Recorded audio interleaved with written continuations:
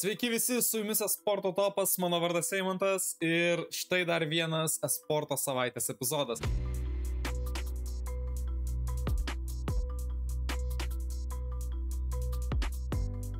Šįkart Šarui leidome palisėti, jis pas jūs sugrįžė jau kitą epizodą, na, o dabar nieko nelaukiam ir bėgam į tai, kas vyko praeitą savaitę. Praeis savaitę elektroniniam sporte buvo ganėtinai įdomi. Būtent Counter-Strike pasaulyje prasidėjo lyg nauja renginių banga. Būtent praėjusią savaitę spėjo prasidėti ir pasibaigti Blast pasaulio finalai Singapūre. Jų čempionais tapo bene didžiausios elektroninio sporto organizacijos Europoje – vaikinukai G2 Esports. Įdomu ir tai, kad G2 ekipos gretose žaidžiantis lenkas Sneksas pirmą kartą po nežinau net kiek laiko turėjo pozityvų arba kitaip tariant teigiamą mirčių ir nužudimų santykį. Tai tapo lyg atskiras trofėjus visai Counter-Strike bendruomeniai ir tikrai dėl to džiaugiamės. Turnyro MVP išrinktas rusas Monesi. Šokant truputį prie skaudesnių temų, tai būtent lietuvis Justinas Džeil Lekavičius kartu su Ukrainos NATO Svincerio ekipa buvo pirmieji, kurie iš šito turnyro tiesiog iškrito. Jie A grupės atidaromojo kovoje 0-2 rezultatu krito prieš Astralis, o išlikimo kovoje 1-2 rezultatu neprilygo FaZe ekipai. Tai yra iš tikrųjų rezultatas, kurio niekas nesitikėjo iš pasaulio čempionų, bet kartais ir taip nutinka, visgi žaidimas visiems yra sąžiningas ir vienodas. Tai yra tikriausiai pirmas kartas po kurio laiko, kai Na'Vi ekipa neprasibrauna pro pirmą net turnyrinį etapą, o jau net nekalbam apie nuėjimus į finalus ar aukštesnius turnyro etapus.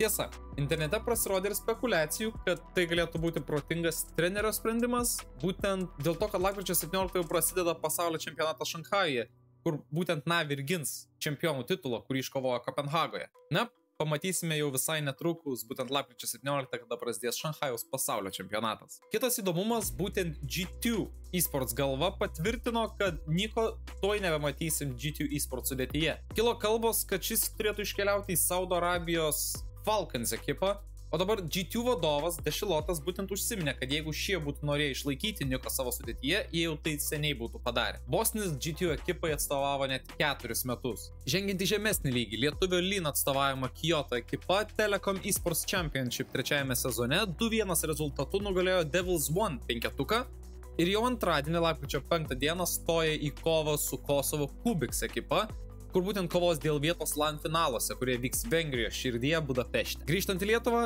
savaitgalį Vilniuje įvyks Olybet Sportsbar Baltics čempionatas, kuriame surinks 4 Baltijos šalių ekipos.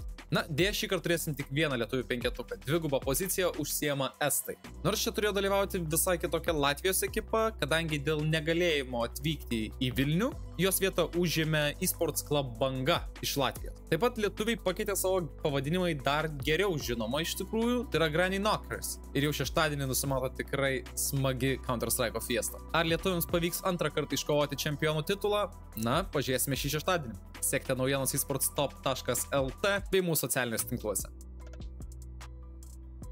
Na, Valorant pasaulis toliau sėkmingai juda tarp sezonio ritmu. Būtent ta proga primename, kad jau kitą savaitę prasideda Q-Builds Valorant turnyras. Na, nepraleisti šio įspūdingo reginio, jį galėsite stebėti su eSports topu tiek raštu, tiek papildomais kanalais, tiek pasiekite Q-Builds, kad galėtumėt matyti visas transliacijas bei visą reikalingą informaciją, na ir pasimėgaukite gražiu Valorant žaidimu.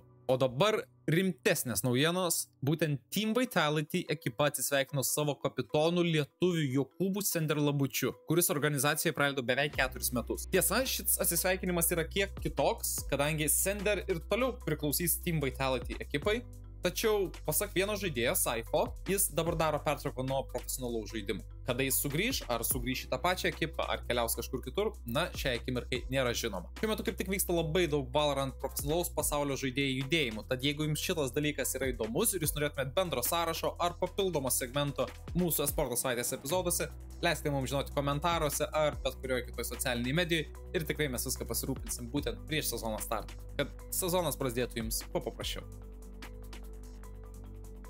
Šokant į League of Legends pasaulį, tenais viskas juda tikrai linksmų tempų. Būtent čia pasibaigė pasaulio League of Legends čempionatas Worlds 2024, o jų finalai vyko O2 arenoje Didžiojoje Britanijoje. Tai pirmas kartas po jau kurio laiko, kada mes turime šitą turnyrą Europoje. Kaip nebūtų keista, čempionų titulą iškovojo įspūdingo Faker vedama T1 ekipa iš Pietų Korėjos. Finale 3-2 rezultatu patiesė Kinijos Billy Gaming. Tai 5. Faker bei T1 čempionų titulas pasaulio čempionate. Įdomu ir tai, kad šis čempionų titulas dalinai dabar priklauso ir europiečiui. Būtent trofėjai kartu su T1 ekipa kėlė švedas Reckless. Kartu Linco vadinamas potencialus sekantis LoL profesionalas iš Lietuvos, Tofi, taip pat kelia sparnus. Jis turėtų papildyti LFL ir EMEA Masters čempionų PDS Academy gretas. Laukia įspūdingas sezonas, o kas žino, kas po jo šoks vėl į aukščiausią Europos ar kokios kitos pasaulinės lygos lygmenį. Na, praėjusią savaitę buvo tiek. Nepraleisti Cubult turnyro, nepraleisti Olibeto Sports Bar Baltic finalų. Na ir susitinkame sekančią savaitę bei laukite to jau pasirodančio Game On video. Mano vardas Eimantas, čia buvo eSports Top ir iki kitos savaitės.